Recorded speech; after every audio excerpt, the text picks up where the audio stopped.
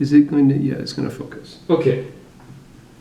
So, lots of stuff to get through today, because today we start NP completeness, which is sort of the good stuff. I mean, the rest of the course is also good, but this is the really good stuff.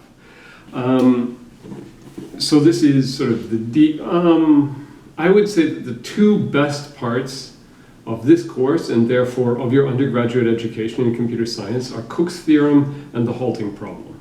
The halting problem, if you haven't seen it already, which you should have according to the ACM curriculum, but if you haven't, we're going to see it at the end of the course, along with diagonalizations and fun stuff like that. Okay, so Cook's theorem, which is also the P versus NP problem. So that happens today. Cook's theorem says, and we're going to cover the proof of this in the next class. But for you to understand what Cook's theorem,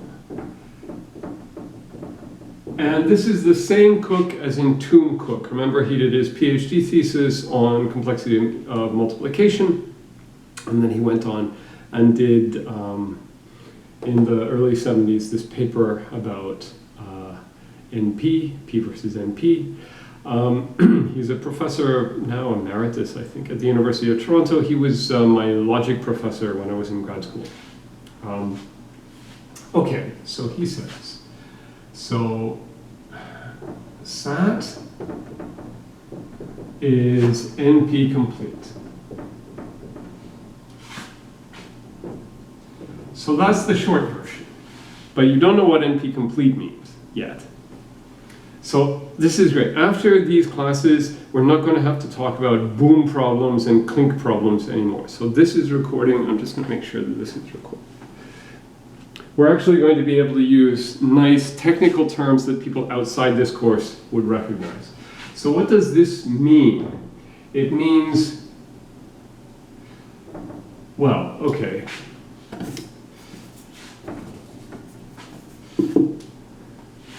NP complete means SAT is in NP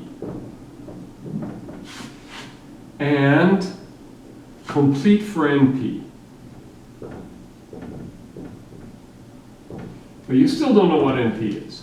So this means, given a Boolean formula,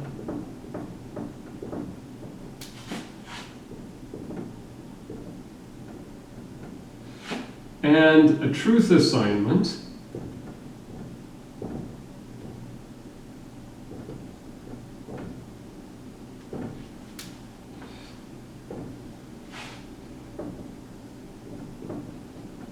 we can check if the truth assignment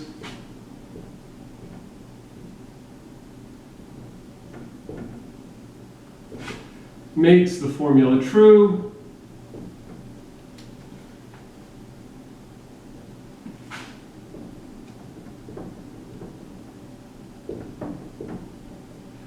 we can check in polynomial time. It's clearer if I write the in poly time here. Makes the truth assignment true. So that means it's in NP. So if somebody gives us a solution to this, SAT is the language of Boolean of satisfiable Boolean formulas. Okay. So if somebody gives us a Boolean formula, which you know is like P and Q or R and not S or Q, all and S, something like that. Okay, so I don't know if this is satisfiable or not. But if somebody gives us a formula like this, which you should have seen this kind of thing before, and gives us a truth assignment, we can check if the truth assignment makes the formula true in polynomial time. So if somebody gives us a formula and says, this formula is satisfiable, here is a satisfying truth assignment, we can check if it really is a satisfying truth assignment in polynomial time. So that means it's in NP. NP is the class of problems for which we can check a solution in polynomial time on a standard computer. Okay. So, shouldn't have drawn this here. So this part is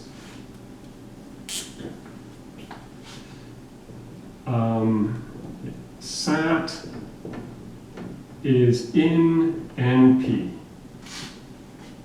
NP is the class of, formally it's the class of decision problems. Oh, I forgot to start the timer. Oh, I'm gonna have to pause, reset. I'm gonna have to make this 20 minutes.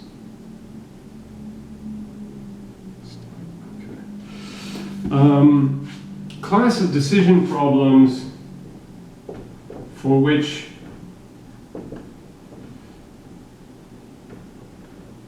we can check a solution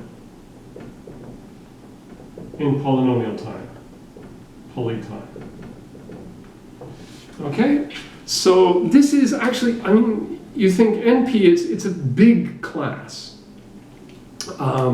It's anything, it's any problem where if somebody gives you the problem and gives you a solution, you can, remember, you can check the solution in time polynomial in the size of the problem, the size of the piece of paper on which you wrote the instance of the problem. Okay? So that's, I mean, there are problems where you can't even check a solution in polynomial time, but most of the stuff that you run into in normal everyday life, yes, it might be hard, it seems hard, maybe hard to find a solution in polynomial time, but if somebody gave you a solution, you could at least recognize it. Okay? Any questions about that? So somebody gives you a formula and gives you a truth assignment and says, this is a solution, this makes this formula true, you can check it. Okay, so that means that SAT is in NP, complete. Why is it so dark? Complete means if we can solve SAT,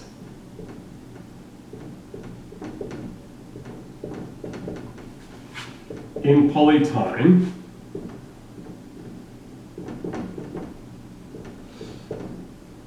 then we can solve any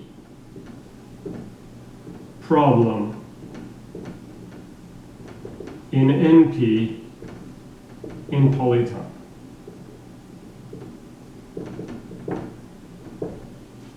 Okay?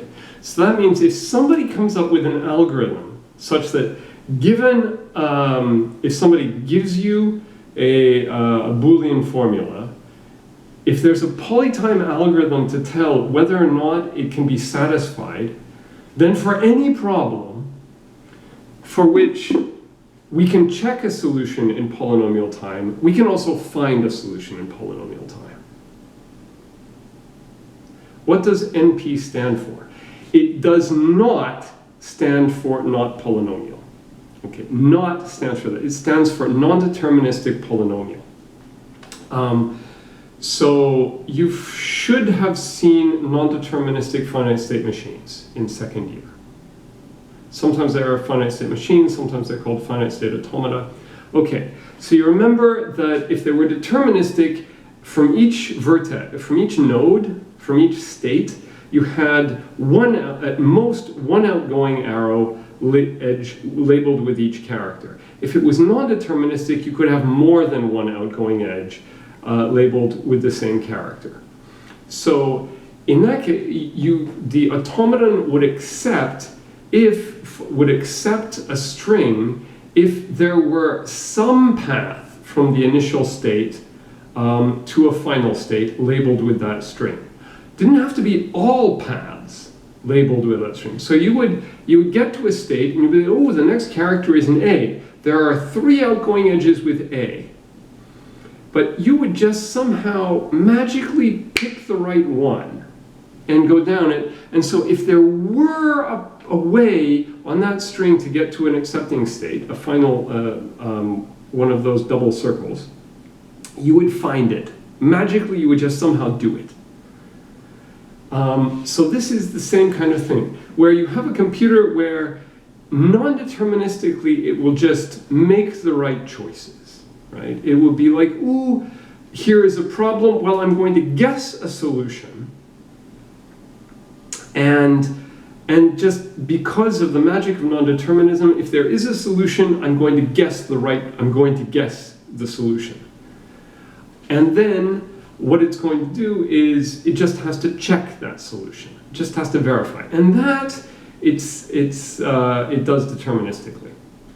So you can imagine that a non-deterministic machine, what's going to happen is that magically at the beginning it's given a solution, and if there is the solution drops from the sky, and if the problem actually does have a solution, this is going to be a valid solution. So it says, oh, here's a problem. I just open my mind to the universe, and an idea pops in, and I'm like, yeah, okay, now I just have to check that that's true. And I'm so lucky that if the problem has a solution, then it's going to be what I just thought of. Okay, so non-deterministic polynomial. So it's the class of problems that can be done in polynomial time on a non-deterministic Turing machine. We'll see Turing machines next week. Right, so lots of stuff to get through. So you can see that this is a big deal. Right? Cook's theorem says that SAT is in NP. That's not so hard to believe. Actually, we're not even going to do that because it's kind of obvious. And this says it's complete for NP. If you can solve SAT in polynomial time, if you can recognize Boolean formulas that have solutions, then you can solve any problem that for which you can recognize a solution. Now, technically, we're going to talk about decision problems. So decision problems are things where it's a yes or no. Somebody gives you a Boolean formula, and either it's satisfiable or it's not.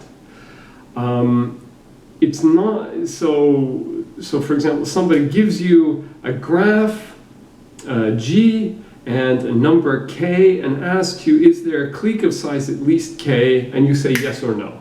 That's a decision problem. If they give you a graph and say, what's the biggest clique, that's called an optimization problem. So this is all talking about classes of languages and things like that. So this is decision problems, yes or no problems.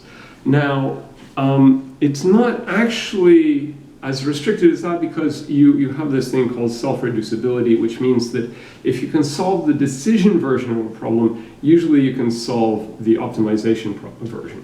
For example, suppose somebody gives us a graph and asks us for a small vertex cover. Well, gives us the ability to solve decision version of vertex cover.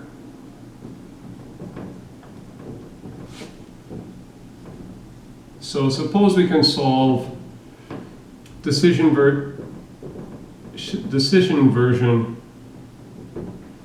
of vertex cover, VC. So that means they give us a graph and they give us a K, and we can tell, we have this algorithm that tells whether or not the graph, yes, yeah, well, that's what we think. We think that solving is harder than checking, right? We think that P is not equal to NP. So P is the,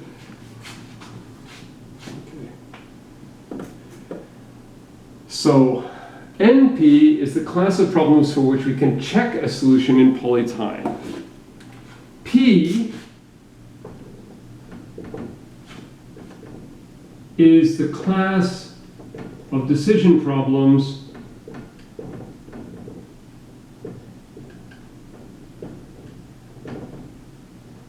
we can solve in polytime. Okay? So the question is P equal to NP? So does that mean that if it's possible to check a solution, if P is equal to NP, then if you can check a solution in polytime, you can find a solution in polytime?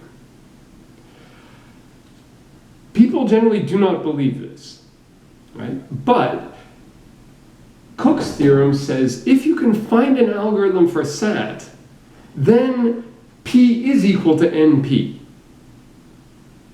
Which means if you can solve SAT in polytime, you can solve any problem for which you can check a solution in polytime. Okay? That will be surprising. And we're going to see in this class, we're going to see why that's true in the next class. We're going to get a hint of that in this class if we keep going at high speed. And then we're also going to see why some other problems are equivalent to SAT. That is, if you can solve, for example, clique, then you can solve SAT, and therefore P is equal to NP. If you can solve three-colorability, then you can solve SAT, and therefore P equals NP. Right. But first we're going to see why this self-reproducibility stuff. Suppose that we can solve the decision version, so the decision version of vertex cover. So if somebody gives us a graph and a k, we can say whether or not, in polytime, we can say whether or not the graph has a vertex cover of size k. Now, so how do we solve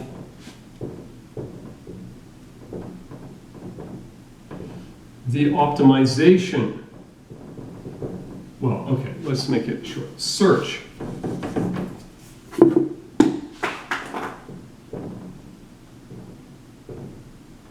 Search version of vertex cover. Okay, so the search version, somebody gives us a graph and says, okay, give me and a k, and says, give me a vertex cover of size k. Okay, so what you can do is you have this graph G. Okay. So the first thing is if somebody says, gives you the graph in K, the first thing you do is check to see, is there a vertex cover of size K? Because if there isn't a vertex cover of size K, then you can come back and say, look, you're asking me for something that's impossible. If there is a vertex cover of size K, then what you're going to do is pick some vertex. Well, actually, the vertex is in G. Okay. So the vertex is in G. You pick some vertex. It's connected to a bunch of other vertices. Okay? Now you say, okay, suppose there's a vertex cover of size k, and it includes this vertex v. Then what you can do, if it includes v, then you can say, okay, I'm going to add this vertex to my vertex cover, and I'm going to delete all of the edges incident to v. This is going to leave me with a graph G prime. And now I ask, does G prime have a vertex cover of size k minus 1? If it does, then I can say, great, I just keep going with G prime. If it does not, so if G prime has a vertex cover of size k minus 1, I say, great, V is in my vertex cover. Actually, I can delete V, forget about it. Or I can leave it there because it's isolated, it doesn't matter anymore. If I come back and say, okay, G prime does not have a vertex cover of size k minus 1, then it means V is not in my vertex cover. So what I can do is I can decide, okay, V is not going to be in the vertex cover. I can still delete, so V is now not in the vertex cover.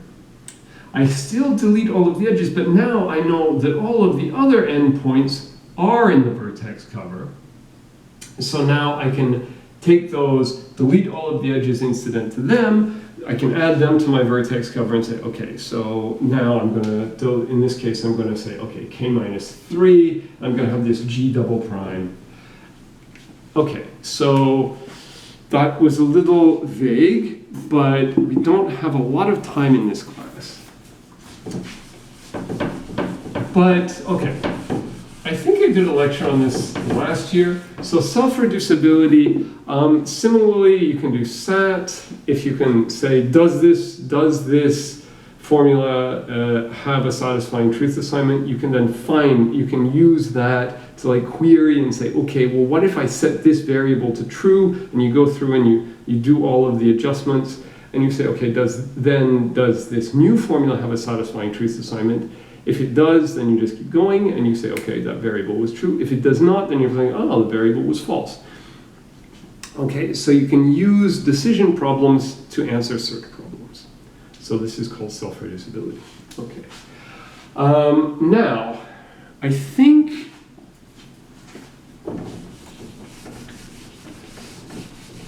so Cook's theorem, the idea, I mean, you can sort of get a feel for it.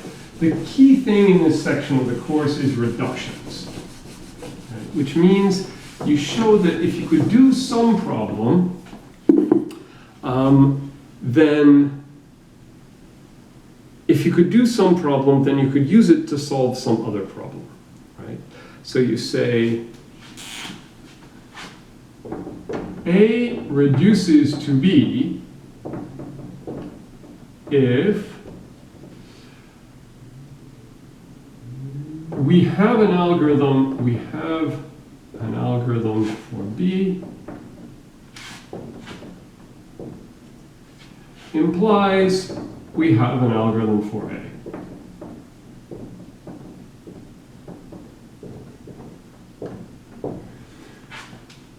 So usually what you do is you say, I'm going to take my instance A and I'm going to turn it into an instance of B.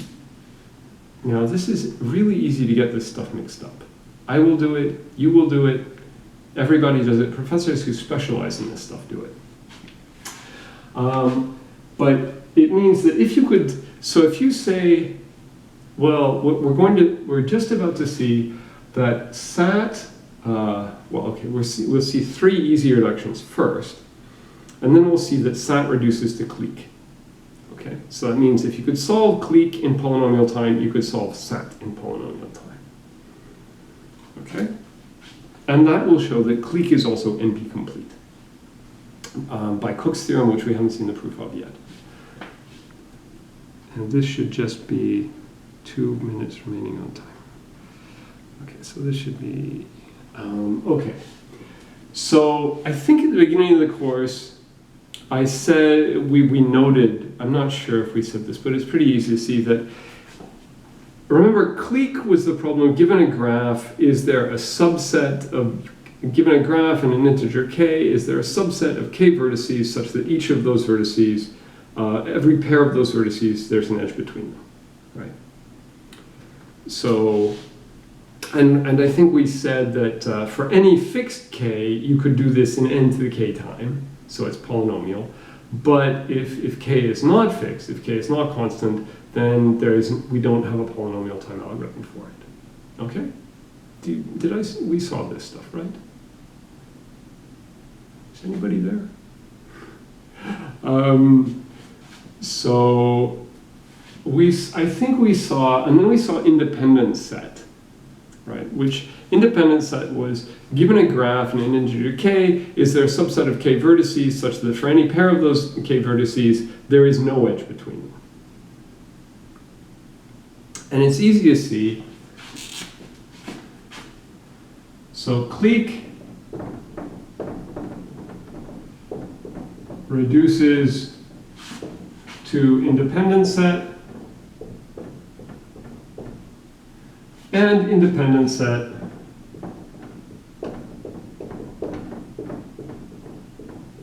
reduces to clique.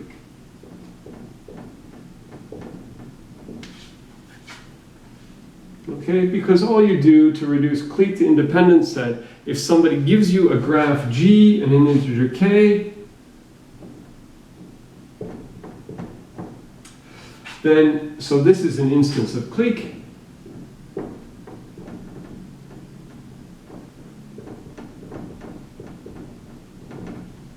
Then what we're going to do is turn it into G prime K.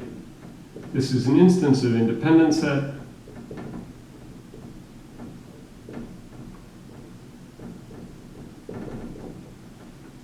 And we say, so does G prime have an independent set of size K? So originally somebody asked us, does G have an independent set of size K? And we say, well, we don't know how to find, sorry, does G have a clique of size K? And we say, oh, well, we don't know how to solve, if we don't have an algorithm for clique, but we do have an algorithm for independent set. So what are we going to do? We just take the graph and complement it, which means every edge that is there, we take out, and every edge that isn't there, we put in. So then